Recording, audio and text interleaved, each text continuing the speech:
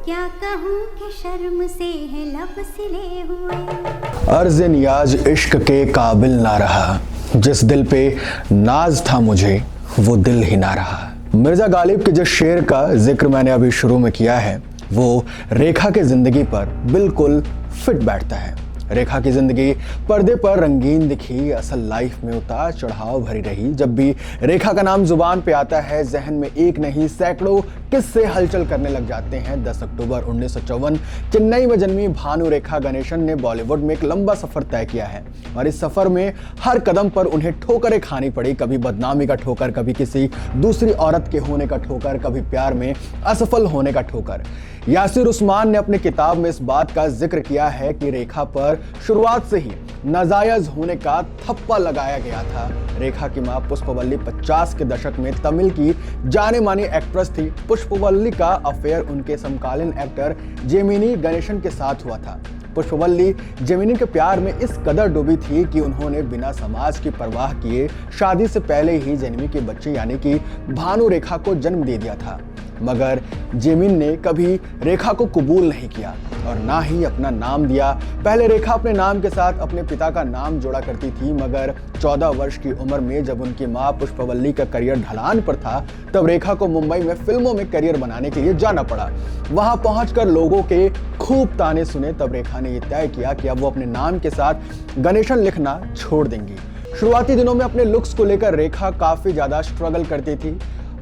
किताब के मुताबिक फिल्म अनजाना सफर के सेट पर रेखा के साथ 5 मिनट तक स्मूच किया गया बिना किसी जानकारी के और ये स्मूच सीन देने के बाद रेखा बेहोश हो गई थी। इस किताब के मुताबिक रेखा और अभिनेता विश्वजीत के बीच एक रोमांटिक गीत की शूटिंग चल रही थी। गाने के शूटिंग के दौरान डायरेक्टर जैसे एक्शन बोलते हैं अभिनेता रेखा के होठ पर किस करना शुरू कर देते हैं।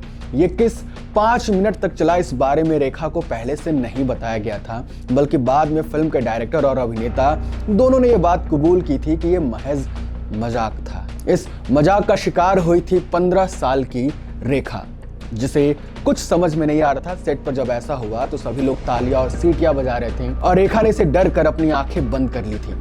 रेखा इस सीन के बाद बहुत रोई, बेहोश भी हो गई। अपने साथ हुई इस घटना के लिए उन्होंने आवाज उठाने की सोची, मगर उन्हें समाज में काम की जरूरत थी, इसलिए वो अपने साथ हुई इस घटना पर चुप्पी साध गई। उनकी जिंदगी से जुड़ा सबसे बड़ा नाम है महानायक अमिताभ बच्चन का। अमिताभ और रेखा के रिश्ते कभी भी पब्लिकली नहीं हुए, लेकिन ये नाम हमेशा आज भी जुड़े हुए हैं और इनका इश्क शादी से ज्यादा मशहूर है। बॉलीवुड की एवरग्रीन एक्ट्रेस रेखा की पूरी जिंदगी किसी पहेली से कम नहीं है। रेखा से जुड़े तमाम ऐसे राज है जिस पर सवालात तो होते रहते हैं, लेकिन इसका जवाब शायद ही कोई ढूंढ पाए। संजय दत्त की मां नरगिस ने रेखा को चुड़ैल कह दिया था। उसकी भी कहानी दिलचस्प है जो हम आपको आगे बताएंगे।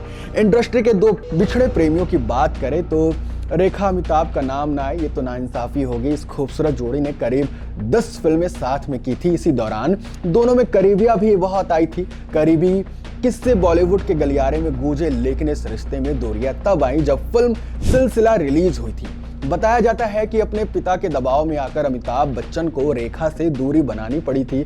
यही नहीं, उन्हें जया संग ब्याह भी रचाना पड़ा था, लेकिन शादी के बावजूद अमिताभ को नहीं निकाल पाई थी रेखा अपने दिल से। इनकी कहानी अधूरी होकर भी इतनी सफल रही जितना लोग शादी करके भी अपने रिश्ते को सफल नहीं बना पाते हैं। लेकिन इस रिश्ते का अंत बहुत ही दुखद था। दो अनजाने के सेट पर शुरू हुई इस लव स्टोरी का अंत लिखा ही था, क्योंकि तब अमिताभ शादीशुदा थे और सालों तक इस रिश्ते की भनक किसी को नहीं लगी थी।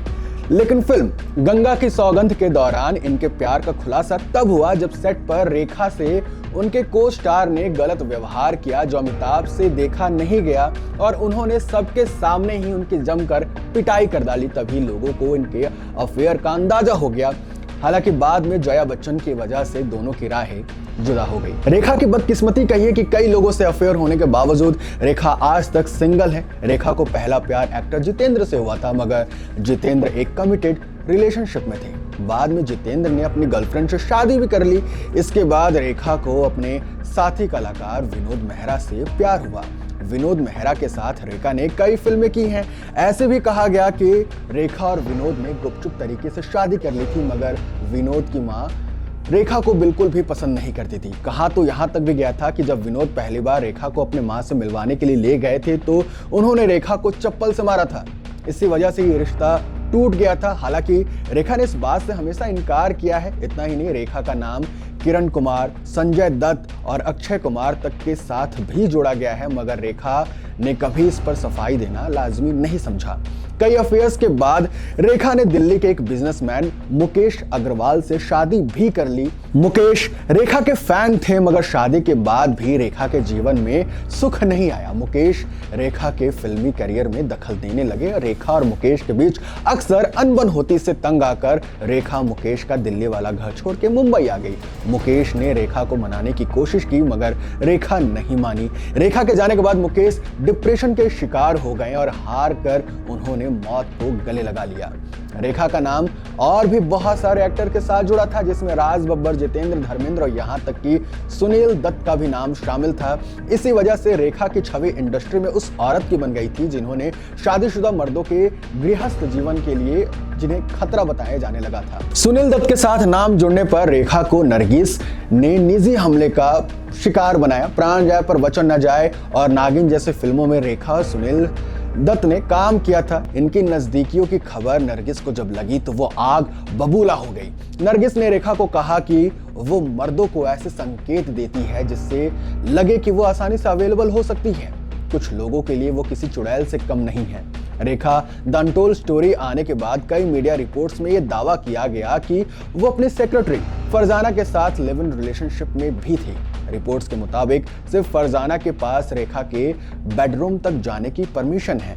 उनके अलावा किसी और स्टाफ मेंबर को उनके बेड तक जाने की इजाजत नहीं है। फिल्मी करियर की शुरुआत में अपने रंग रूप को लेकर आलोचनाएं झेलने वाली रेखा की जिंदगी आसान नहीं थी। बीबीसी को दिए एक इंटरव्यू में रेखा ने कहा था कि मैं अपनी मर्जी से नहीं बल्कि मार खाकर फिल्मों में आई हूँ। उनका सपना एयर होस्टेस बनने का था। उनके लुक की वजह से इंडस्ट्री में उन्हें काफी रिजेक्शन झेलना पड़ा था, लेकिन आज का वो दिन है कि लोग उन्हें अब लेजेंड कहते हैं। उनके साथ स्टेज शेयर करना खुद की किस्मत मानते हैं। वैसे आपको रेखा की जिंदगी पे क्या कहना है और आपको रेखा की कौन सी फिल्म अच्छी लगती है? कमेंट बॉक्स में जरूर बताइएगा।